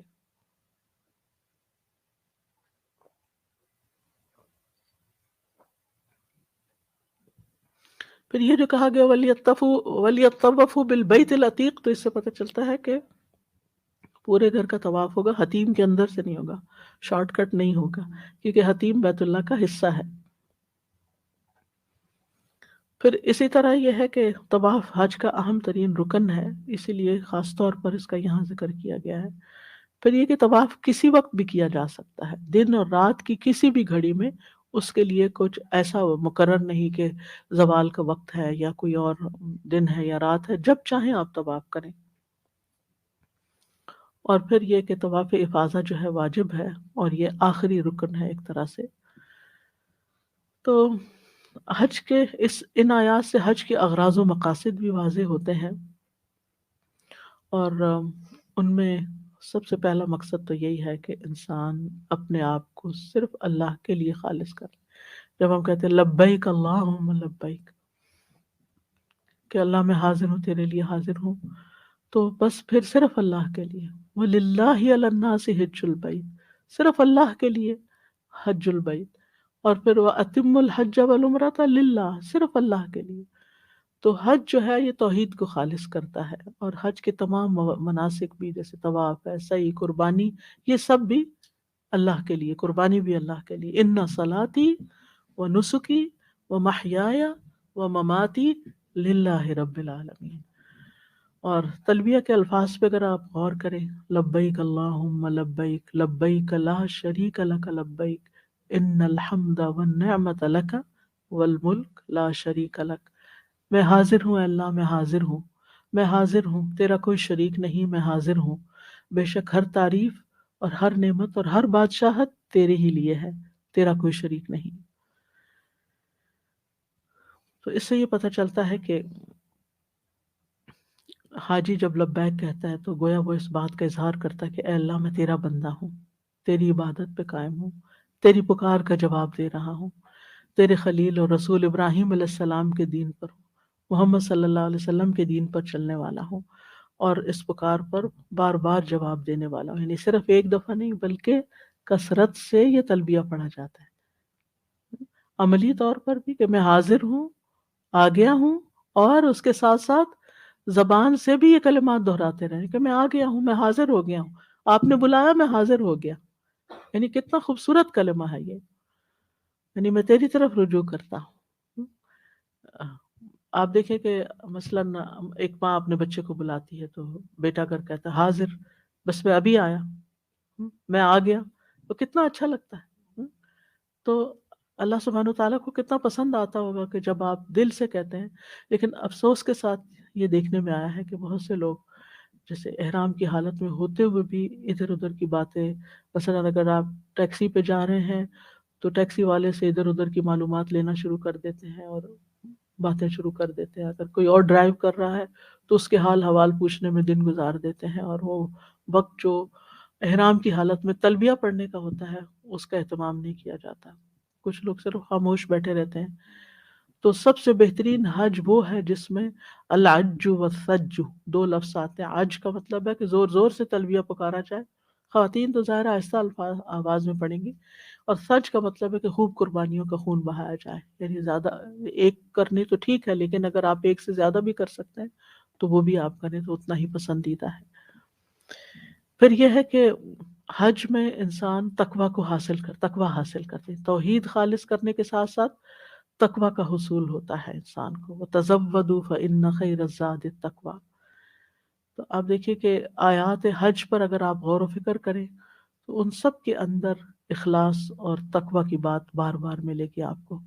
سورۃ البقرہ میں بھی آتا ہے وَاتَّقُوا اللَّهَ وَاعْلَمُوا أَنَّ اللَّهَ شَدِيدُ الْعِقَابِ، یہ بھی حج سے متعلق آیت ہے۔ پھر اسی طرح سورۃ البقرہ کی 197 بھی حج سے متعلق ہے، اس کے آخر میں بھی وَاتَّقُونِ يَا أُولِي الْأَلْبَابِ۔ پھر جو انعام قیام کے دوران جو کچھ کرنا ہے، کتنے دن رہنا ہے کتنے دن نہیں، تو اس میں بھی فرمایا وَمَن تَأَخَّرَ فَلَا إِثْمَ عَلَيْهِ لِمَنِ اتَّقَىٰ وَاتَّقُوا اللَّهَ وَاعْلَمُوا أَنَّكُمْ إِلَيْهِ تُحْشَرُونَ۔ اور جس نے تاخیر کی یعنی 2 دن کے بجائے 3 دن مینا میں رہا تو اس پر بھی کچھ گناہ نہیں، یعنی 13 تاریخ تک رہا، مراد یہ ہے 3 دن نہیں، تو وہ اللہ سے ڈرے اور اور اس پر کچھ گناہ نہیں بشرطے کہ وہ اللہ سے ڈرے، اور تم اللہ سے ڈرتے رہو اور جان لو کہ بے شک تم اسی کی طرف اکٹھے کیے جاؤ گے۔ یعنی اصل چیز یہ ہے کہ بعض اوقات ریچولز کی ادائیگی میں تقدیم تاخیر بھی ہو جاتی ہے، کوئی چیز پہلے ہو جاتی ہے کوئی بعد میں ہو جاتی ہے، اس سے اتنا فرق نہیں پڑتا اگر تمہارے دلوں کے اندر تقویٰ ہے اور تم اپنے جس مقصد کے لیے آئے ہو اس میں سنجیدہ ہو، اور اس میں تمہارا دل بھی حاضر ہے، صرف تم اپنے جسم کو لڑکاتے ہوئے نہیں جا رہے کہ یہ کر رہے ہیں اور وہ کر لیں، بلکہ ہر جگہ پر اپنے جذبات کا بھی جائزہ لو، اپنی نیتوں کو بھی جائزہ لو، اور اللہ کے قرب کو محسوس کرو اور اللہ کی خاطر یہ سارے کام کرو، اور پھر ساتھ ساتھ اللہ کا ذکر بھی کرتے رہو۔ اس کی تمام حج کرنے والوں کو بہت زیادہ تلقین کرنے کی ضرورت ہے۔ لوگ جاتے ہوئے پوچھتے ہیں نا آپ سے کوئی نصیحت کر دیجئے، یہی نصیحت ان کو کیا کریں کہ کثرت سے اللہ کا ذکر کرنا ہے، کیونکہ ایک روایت میں آتا ہے کہ سب سے افضل حج وہ ہے کہ جس میں سب سے زیادہ اللہ کا ذکر ہوتا ہے، یعنی ان مقامات پر ذکر کی اور بھی زیادہ فضیلت اور اجر و ثواب بڑھ جاتا ہے۔ اور پھر اللہ تعالیٰ کا حکم بھی ہے، سورۃ البقرہ کی آیت نمبر 200 میں فرمایا فَإِذَا قَضَيْتُم مَنَاسِكَكُمْ فَاذْكُرُوا اللَّهَ كَذِكْرِكُمْ آبَاءَكُمْ أَوْ أَشَدَّ ذِكْرًا، اور جب تم اپنے حج کے مناسک پورے کر چکو تو اللہ کو یاد کرو جس طرح اپنے باپ دادا کو یاد کیا کرتے تھے، بلکہ اس سے بھی زیادہ یاد کرنا۔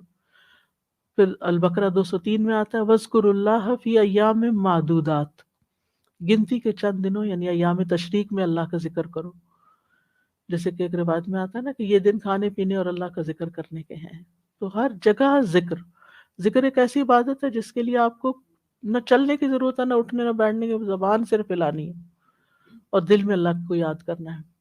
سورۃ البقرہ 198 میں آتا ہے وَاذْكُرُوهُ كَمَا هَدَاكُمْ وَإِن كُنتُم مِّن قَبْلِهِ لَمِنَ الضَّالِّينَ، اس کا ذکر ایسے کرو جیسے اس نے تمہیں ہدایت دی، بے شک تم اس سے پہلے یقیناً گمراہ لوگوں میں سے تھے۔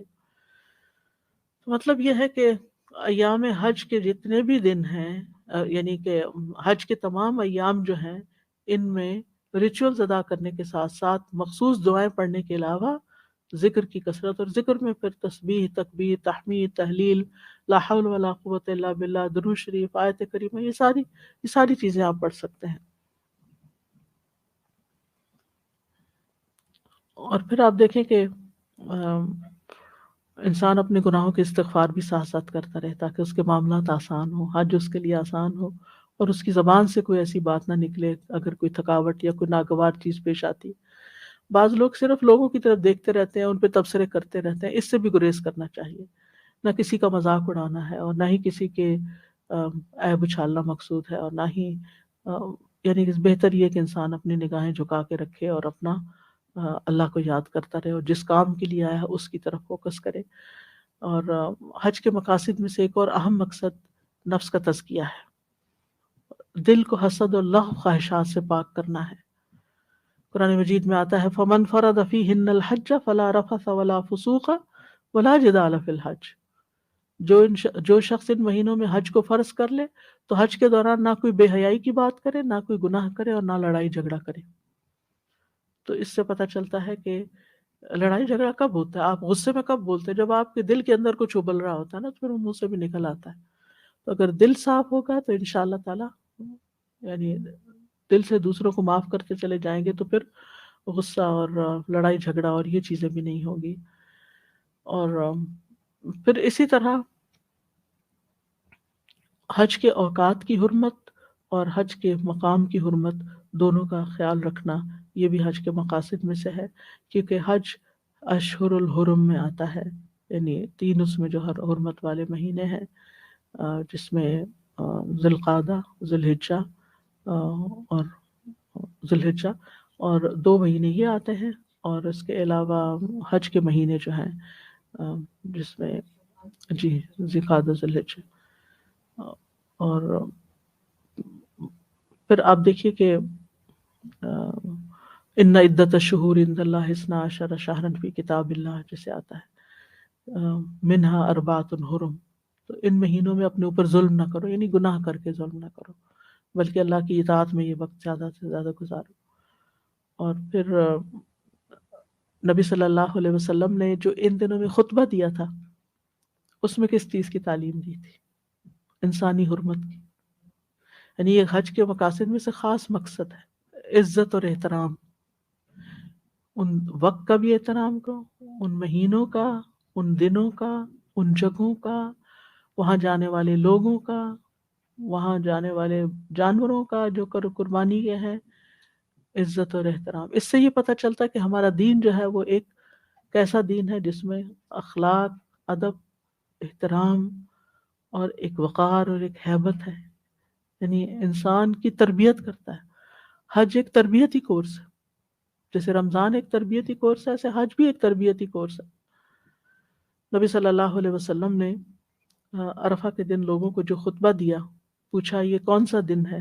لوگوں نے کہا اللہ اور اس کا رسول ہی بہتر جانتے ہیں۔ آپ نے پوچھا یہ تمہارے مہینوں میں سے کون سا مہینہ ہے؟ لوگوں نے کہا اللہ اور اس کا رسول ہی بہتر جانتے ہیں۔ آپ نے پوچھا یہ تمہارے شہروں میں سے کون سا شہر ہے؟ لوگوں نے کہا اللہ اور اس کا رسول ہی بہتر جانتے ہیں۔ آپ نے فرمایا تمہارا آج کا دن حرمت والا دن ہے، تمہارا مہینہ بھی حرمت والا مہینہ ہے، تمہارا یہ شہر بھی حرمت والا شہر ہے۔ یاد رکھو بے شک تمہارا خون، تمہارے مال ایک دوسرے کے لیے اسی طرح حرمت والے ہیں جیسا تمہارے اس دن، اس مہینے، اس شہر کی حرمت ہے، یہاں تک کہ تم اپنے رب تبارک و تعالیٰ سے جا ملو، یعنی قیامت تک یہ حرمت باقی ہے۔ پھر وہ تم سے تمہارے اعمال کے متعلق سوال کرے گا کہ تم نے ان حرمتوں کا خیال رکھا یا نہیں رکھا۔ پھر آپ نے آسمان کی طرف ہاتھ اٹھا کر کئی مرتبہ فرمایا اے اللہ تو ان پر گواہ رہنا، اے اللہ تو ان پر گواہ رہنا۔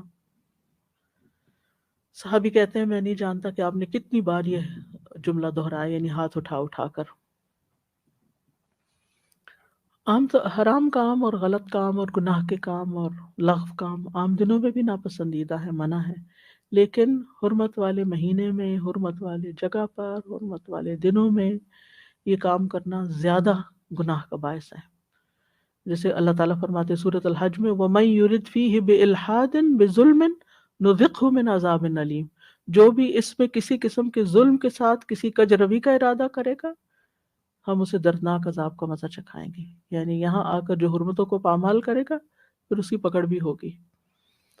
پھر اسی طرح حج کے مقاصد میں سے ایک مقصد یہ بھی ہے کہ انسان اللہ کا شکر گزار ہو کہ اللہ نے ہمیں اتنا خوبصورت دین دیا ہے کہ جس میں ہمیں اتنے بامقصد طریقے سے یہ پورا سفر کروایا اور بہت سے کام کروائے جس میں ہمارے سیکھنے کی بہت سی چیزیں تھیں اور دینی اور دنیاوی بہت سے فائدے. اور پھر جانوروں کی قربانی اور ان کا کھانا اور اللہ کی بڑائی بیان کرنا. کذالک سخرھا لکم لتکبروا اللہ علی ما ھداکم وبشر المحسنین. اور اسی طرح اس نے تمہارے لیے ان جانوروں کو مسخر کیا کہ تاکہ تم اللہ کی بڑائی بیان کرو، اللہ کا شکر ادا کرو اس طریقے پر جو اس نے تمہیں ہدایت دی، اور نیکی کرنے والوں کو خوشخبری سنا دیجیے. پھر اسی طرح حج کے مقاصد میں سے ایک یہ ہے کہ بندوں کے اندر صبر اور برداشت پیدا ہو. ایک مشقت کا سفر ہے جس میں اطاعت کے کام بھی کرنے ہیں اور بعض چیزوں سے پرہیز بھی کرنی ہے جو انسان کو پسندیدہ ہیں. لباس انسان کو اپنا بڑا اچھا لگتا ہے، خوشبو اچھی لگتی ہے، بیوی سے تعلق اچھا لگتا ہے، اور اپنے بال سنوارنے اچھے لگتے ہیں. ان سب چیزوں سے روک دیا گیا. تو اس سے بھی انسان کے اندر ایک صبر اور ایک برداشت کی چیز آتی ہے. پھر اسی طرح جو مناسک حج کی ادائیگی ہے اس میں بھی کچھ مشقت آمیز کام. اور ایک خاص چیز جو سب سے پہلے حج میں نے سیکھی تھی وہ یہ تھی کہ قیامت کی یاد آ جاتی ہے. کسی مقام پر اتنے سارے لوگوں کا اکٹھے ہونا اور ہر ایک کو اپنی اپنی پڑی ہونا، یہ قیامت کے دن کا منظر پیش کرتا ہے. خصوصاً منا کا دن جب آپ کنکریاں مارنے کے لیے جاتے ہیں اور لوگوں کی ایک بھیڑ ہوتی ہے اور ہر شخص اس بات کے لیے فکر مند ہوتا ہے کہ اس کی کنکریاں صحیح طور پر شیطان کو لگ جائیں. یعنی اس دن جتنی میں نے موت قریب دیکھی اور جتنا مجھے آخرت کا خیال آیا اور ایکسپیرینس جیسے کیا کہ حشر کا میدان کیا ہوگا. حالانکہ یہاں تو سورج بہت دور تھا لیکن اس کے باوجود گرمی کا جو عالم تھا. اب تو خیر ساری بلڈنگز بن گئی ہیں، سائے میں آ گئے ہیں یہ سارے کنکریاں مارنے والی جگہ، لیکن پہلے ایسا نہیں تھا. سخت دھوپ کے اندر لوگ کنکریاں مارا کرتے تھے اور ایز زوال کے فوراً بعد کنکریاں ماری جاتی ہیں تو اس میں بھی شدید ترین گرمی، چاہے کیونکہ اس وقت وہ ایسا وقت ہوتا ہے کہ آپ چھتری نہیں رکھ سکتے ساتھ. یعنی اتنا کراؤڈ ہوتا ہے کہ چھتری رکھنا جو ہے وہ، یعنی خصوصاً جب آپ اس کے قریب جاتے ہیں تو. لیکن اب تو الحمدللہ اس میں ایئر کنڈیشننگ ہے اور بہت سی سہولتوں کی اور بہت سے لیولز بن گئے ہیں جس کی وجہ سے کراؤڈ سپلٹ بھی ہو جاتا ہے اور آسانی بھی ہو گئی ہے. بہرحال عرفہ کا دن بھی اور جبل نور پر جب لوگ، جبل عرفات کے اوپر جب لوگ اکٹھے ہوتے ہیں تو یہ ساری چیزیں آخرت کی یاد بھی دلاتی ہیں. چند چیزیں حج کے احکام اور مسائل میں سے بھی بیان کر دیتی ہوں. اس میں سے سب سے پہلی بات یہ ہے کہ حج کے مہینے معلوم ہے، یعنی حج سال کے کسی وقت میں نہیں، معلوم مہینوں میں ہی کیا جائے گا، اور وہ ہیں شوال، ذوالقعدہ اور ذی الحجہ. یعنی شوال کے مہینے میں اگر کوئی احرام پہن کے حج کی نیت سے جاتا ہے اور پھر عمرہ کر کے احرام کھول دیتا ہے اور جب حج آتا ہے تو اس کا حج حج تمتع ہوگا. ہاں اگر کوئی رمضان میں گیا ہے تو پھر اس کا حج صرف حج افراد ہوگا اگر وہ حج تک وہاں رکتا ہے، الا یہ کہ وہ باہر نکل کے پھر میقات سے آئے اور عمرہ بھی حج کے ساتھ ملائے.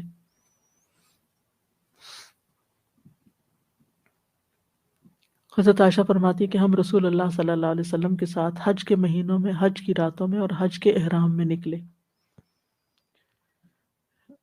اور نبی صلی اللہ علیہ وسلم جو تھے وہ ذی القعدہ کے 5 دن باقی تھے جب نکلے تھے، اور مکہ پہنچے تو ذی الحج کے 4 دن گزر چکے تھے. 9 دن کا سفر تھا مدینہ سے مکہ تک، اور اگر اب 9 گھنٹے کی فلائٹ ہو تو تب بھی لوگوں کے لیے بہت دور لگتا ہے.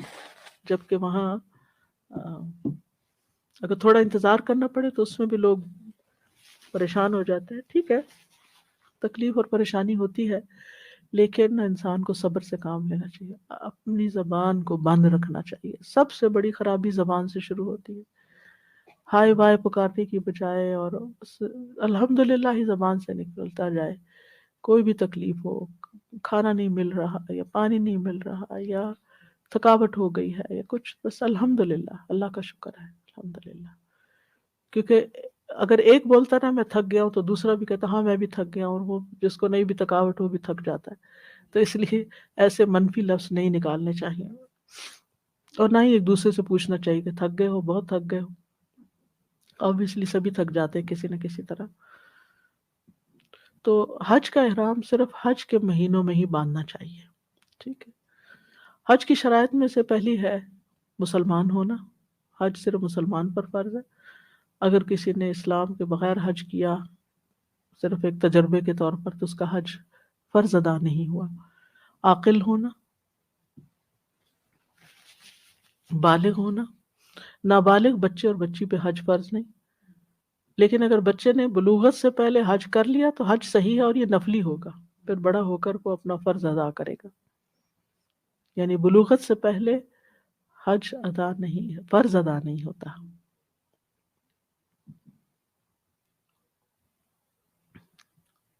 ابن عباس کہتے ہیں کہ نبی صلی اللہ علیہ وسلم سے روحا کے مقام پر کچھ سواروں نے ملاقات کی.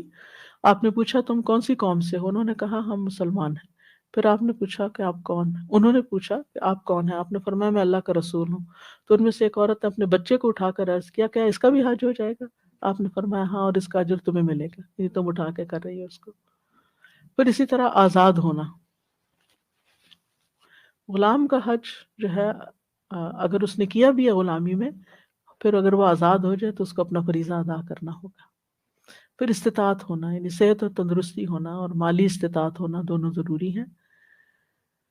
اگر کوئی شخص ایسی بیماری میں مبتلا ہے کہ اس کو یوں لگتا ہے کہ وہ حج نہیں کر پائے گا لیکن جانا بھی چاہتا ہے، شوق رکھتا ہے، تو وہ مشروط احرام باندھ لے. یعنی وہ شرط رکھ لے کہ اللہم محلی حیث حبستنی، اللہ میں اس وقت حلال ہو جاؤں گی جب تو مجھے روک لے گا. پھر مالدار جو ہے، صاحب استطاعت جو ہے، اس پر حج فرض ہے. لہٰذا جو ہی انسان کے پاس استطاعت ہو، بیت اللہ تک جانے اور واپس آنے کا خرچ ہو، پیچھے اپنے گھر والوں کے لیے نان نفقہ ہو، تو اسے چاہیے کہ وہ حج کا ارادہ کر لے. اور پھر اسی طرح یہ ہے کہ کوئی قرض اس پر نہ ہو، پہلے قرض ادا کرے اور لوگوں کے حقوق پورے کرے اور اس کے بعد حج کے لیے جائے.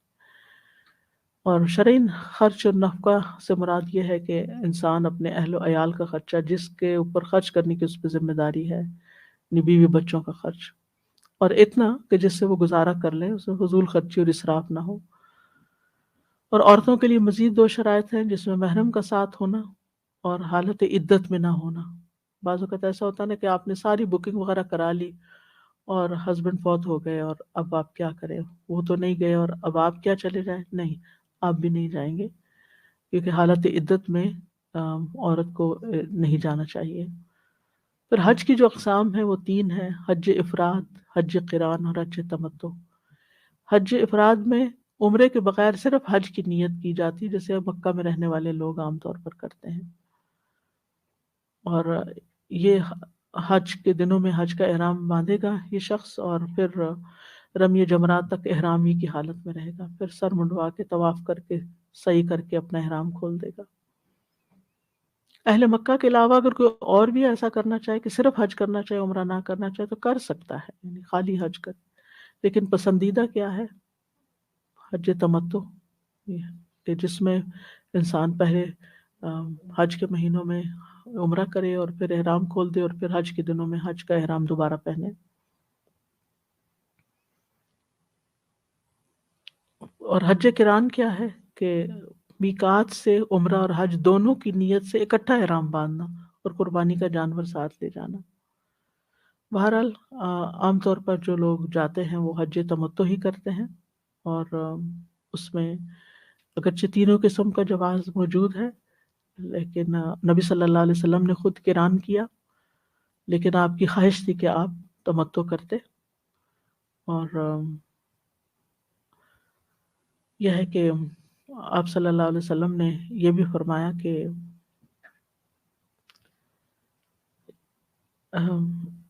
قیامت تک کے لیے عمرہ حج میں داخل ہو گیا ہے، یعنی دونوں ایک سفر میں کیے جا سکتے ہیں. بہرحال یہاں کچھ چیزیں وضاحت طلب ہیں، وہ وقت کے ساتھ ساتھ انشاءاللہ میں آگے آپ کو بتاؤں گی تھوڑی سی ڈیٹیلز. وآخر دعوانا ان الحمد للہ رب العالمین. سبحانک اللہم وبحمدک اشہد ان لا الہ الا انت استغفرک واتوب الیک. اگر کوئی چیز آپ ایڈ کرنا چاہیں تو آپ ضرور ذکر کیجیے. جی چیز کی وضاحت کر دیجیے. یہ جو پیدل سفر کا حج تھا نا، تو یہ اپنے مقام سے یا پھر حج کے جو جہاں مینا سے نکلتے ہیں وہ پیدل؟ دونوں طرح کا، دونوں. بعض کیونکہ لوگ اپنے علاقے سے بھی نکلتے ہیں تو پیدل نکلتے ہیں.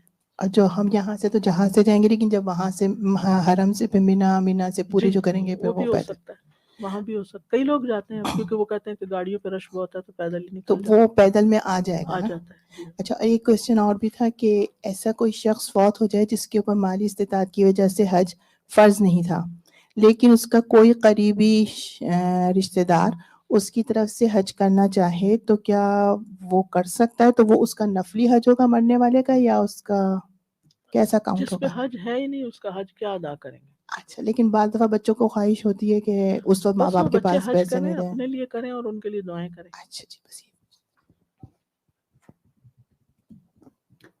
جی السلام علیکم. جزاک اللہ خیر استاذہ جی، بہت ہی انفارمیٹیو سب چیز تھی. کچھ چیزیں ان کے حوالے سے. نمبر 1 کہ جب آپ لبیک کہتے ہیں تو میری فیلنگ تھی کہ جب آپ لبیک کہہ لیتے ہیں تو آپ کے آداب وہیں سے شروع ہو جاتے ہیں. آپ اپنے آپ کو اس جگہ پر جیسے حاضر کرتے ہیں جہاں پہ آپ، جیسے آپ کسی کلاس میں اٹینڈ کر رہے ہوتے ہیں یا کوئی مجلس میں، آپ دینی مجلس میں اٹینڈ کرتے ہیں، تو آپ اس کے اندر ماحول میں آ جاتے ہیں. لیکن پھر بھی شیطان وہاں سے آتا ہے جہاں سے ہمیں بالکل اندازہ بھی نہیں ہوتا. اور میں نے دیکھا وہاں لوگوں کو لڑتے ہوئے، خاص طور پہ مینجمنٹس کے ساتھ. اور مینجمنٹ کے ساتھ ایسے ہی لڑیں کہ یہاں بیٹھنے نہیں دے رہے یا یہ نہیں کرنے دے رہے. ان کو پتہ ہے کہ اپنا کیسے کام کرنا ہے، کیا کر رہے ہیں وہ ان لوگ. سے تعاون کرنا چاہیے. جی، بجائے اس کے کہ ان کو باتیں کرنی، ان کو غصے سے بولنا، ان کو ایون دھکے دینا، اور یہ سب پھر وہ اخلاق بھول جاتے ہیں. اور دوسری چیز کہ ہمیں جھجک آتی ہے دوسری قوموں سے بات کرتے ہوئے، ان سے ملتے ہوئے. تو آگے ہو کے اگر ہم ان سے ملیں، جیسے آج آپ نے ذکر کیا، تو وہ ڈاکٹر ذکیہ کا جو پورا گروپ تھا وہ مجھے اتفاق ہوا ان کے ساتھ افطار کرنے کا. تو سبحان اللہ استاذہ جی، وہ سارے انہوں نے سنت کے مطابق چیزیں رکھی ہوئی تھیں افطاری کے لیے. مطلب دہی اور دودھ اور اس قسم کی چیزیں تھیں ساری، سب ہیلدی ایٹنگ. اور وہ جو ایک دوسرے کو، وہ ان کی جو گفتگو تھی وہ یہ تھی کہ اس قاری نے ابھی پڑھا اور اس نے ابھی یہ تراویاں پڑھانی ہیں، اور یہ جو قاری ہے اس نے کہاں تعلیم حاصل کی ہے. مطلب کہ ہم کیا سوچ رہے ہوتے ہیں. اور وہ ماشاءاللہ سے بیٹھی تھی، اور ڈاکٹر ذکیہ اور سب ہم لوگ باتیں کر رہے تھے. وہ لوگ آ رہے تھے ڈاکٹر ذکیہ سے پوچھ رہے تھے، کوئی بیمار تھا، کچھ تھا. تو ان لوگوں نے وہاں پر انتظامیہ نے قہوہ بنایا ہوا تھا، جو کیونکہ وہاں کووڈ تھا، گلا خراب تھا، تو وہ ادرک والے قہوے لوگوں کو بانٹ رہے تھے. یہ تو سارے حرم میں ہوتا ہے. جی ماشاءاللہ، سارے حرم میں مختلف لوگ جو ہیں پانی اور وہ چیزیں تقسیم کرتے ہیں. بالکل سبحان اللہ. السلام علیکم ورحمۃ اللہ وبرکاتہ. وعلیکم. استاذ جی، یہ جو طواف اور نماز والی بات آپ نے کی ہے نا، یہ تو ایک دم دماغ کو ایسے جا کے رکھی کہ ہم نے کبھی طواف کو ایسے سوچا ہی نہیں. میں خود بھی ہم طواف کرتے ہیں، لیکن یہ نہیں سوچتے کہ جس طرح نماز میں ہم نے اپنے جسم کو، دماغ کو، آنکھوں کو فوکس رکھنا ہے، خشوع. ویسے طواف کے دوران بھی رکھنا ہے. اور دوسری بات یہ کہ استاذہ، اپنا سامان اکٹھا کرتے وقت یہ ضرور دیکھنا چاہیے کہ ہمارے بیگز کے اوپر کوئی چیزیں تو نہیں بنی. وہاں میں حرم میں گئی اور وہ عورت کعبہ کی تصویر کھینچ رہی تھی، اور اتنی بڑی فیرو کی تصویر، اور اس کا نام بھی لکھا ہوا تھا. تو میں اس کے پاس گئی، میں نے کہا میری پیاری بہن، وہ کوئی اور تھی، میں نے انگلش میں اس کو کہا میں نے اسے کہا کہ you know who this is, and she said yeah I know Pharaoh. میں نے کہا پتہ ہے کہ یہ اللہ کا دشمن ہے. آپ اس جگہ پہ جہاں اللہ کو راضی کرنے کے لیے آتے ہیں، آپ اس کی تصویر اتنی بڑی تھی. میں نے کہا کوئی بھی بیگ لے لیں، 5 ریال 10 ریال کا آ جائے گا. آپ کہتی ہیں میں لا دیتی ہوں، پر یہ تو نہ لاؤ. دوسرا یہ کہ دوسروں کے بیگز کے اوپر ان کی آئیڈینٹی کی تصویریں اتنی زیادہ ہو گئی ہیں، اتنا دکھ ہوتا ہے. پکڑ پکڑ کے اوپر رکھتے ہیں کہ نماز ہو رہی ہے تو رکھ دیں، لیکن انہوں نے ایک طریقہ بنا لیا، اس کو اپوزٹ بھی کرتے، دوسری طرف بھی کرتے، کوئی حرج نہیں ہوتا. لیکن سبحان اللہ، there are so many things کہ جو آپ لوگوں کو. اور یہ ریسنٹلی زیادہ شروع ہوئی. تو اصل میں تو ساتھ تقویٰ لے کے جانا ہے. تقویٰ وہ کیفیت ہوتی ہے جو آپ کو یہ بتاتی ہے کہ یہاں کیا کرنا ہے اور کیا نہیں کرنا. وہ اللہ کے ڈر سے آپ بہت سی چیزوں کا فیصلہ خود بھی کرتے ہیں. اگر آپ کے احکامات نہیں بھی پتا ہوتے تو آپ کا دل آپ کو بتا رہا ہوتا ہے. وہ تقویٰ کیا ہے، شک والی چیز بھی چھوڑ دو. ایک ایک اور بتا سکتی ہوں؟ میں حرم میں مسجد نبوی میں گئی تو وہاں پر اب یہ مجھے وہاں پتا چلا کہ آئندہ میں نے کبھی کسی کی چیز کو بغیر اجازت کے ہاتھ نہیں لگانا، کیونکہ حرم میں ایسے نیچے قرآن رکھتے ہیں تو آپ اٹھا کے ایک دم ان کو سٹینڈ دے دیتے ہیں، کچھ دے دیتے ہیں، کوئی برا نہیں مناتا. لیکن میرے ساتھ وہ عورت آئی اور میں نے نہیں دیکھا اس کی شکل کو، لیکن اس نے زمین پہ قرآن رکھا تو میں نے ایسے بسم اللہ کر کے اس کو اٹھانے لگی، اس نے میرے سے قرآن چھینا اور اس نے وہ میوٹ اور ڈیف اور میوٹ تھی.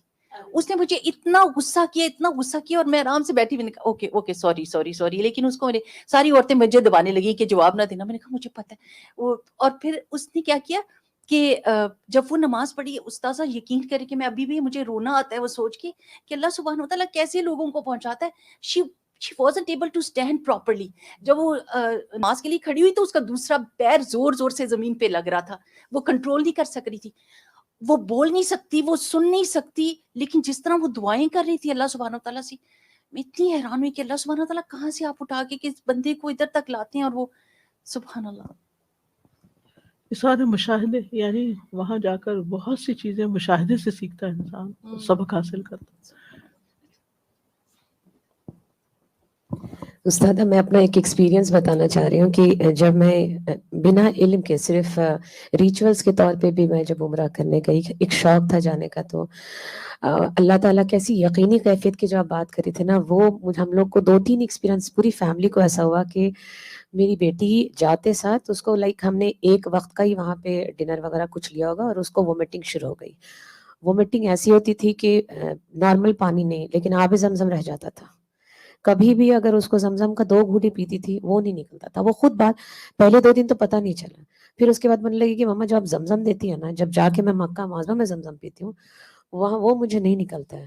اور یہ ایسا باقاعدہ ہم لوگ 5 دن یا 7 ڈیز شاید، کیونکہ 7 ڈیز 8 ویسے ہی رہی، کمزوری نہیں آئی ماشاءاللہ، صرف زمزم رہتی تھی، باقی کوئی کھانا نہیں کھاتی تھی اور ہیلدی ماشاءاللہ. ہم لوگ مدینہ منورہ کے لے کے اور وہاں سے لوٹے. سبحان اللہ. سر جی میں یہ سوچ رہی تھی کہ حج کا ایک ایک رکن جو ہے وہ ابراہیم علیہ السلام کی لیگیسی ہے نا. ابراہیم علیہ السلام نے جو کیا، پورے قرآن میں ہم نے ابراہیم علیہ السلام کے بارے میں بے شمار چیزیں پڑھی، لیکن جو سب سے زیادہ ہر چیز میں شامل ہو جاتا ہے وہ ان کا فوکسڈ ہونا، حنیفاً مسلماً. تو حج کے تمام ارکان واقعی انسان اگر فوکس ہو کے کرے تو اس کا کیا ہی اس کو ریوارڈ حاصل ہوگا. جو ابراہیم علیہ السلام کا آج آپ نے جیسے فرمایا کہ اللہ تعالیٰ نے ان کی طرف منسوب کر دیا سارا کچھ، لوگوں کا آنا اور سب، اور ابراہیم علیہ السلام کو اللہ تعالیٰ نے کیا مقام دیا، بیت المعمور کے پاس انہیں اللہ تعالیٰ نے جگہ عطا فرمائی.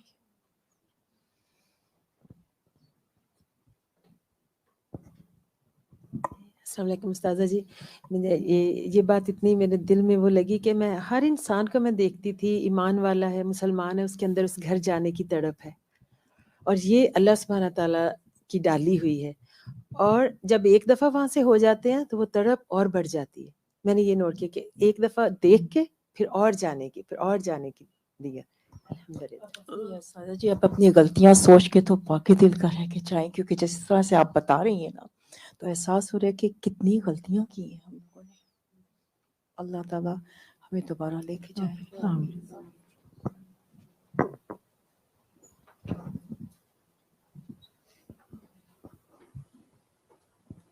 اوکے.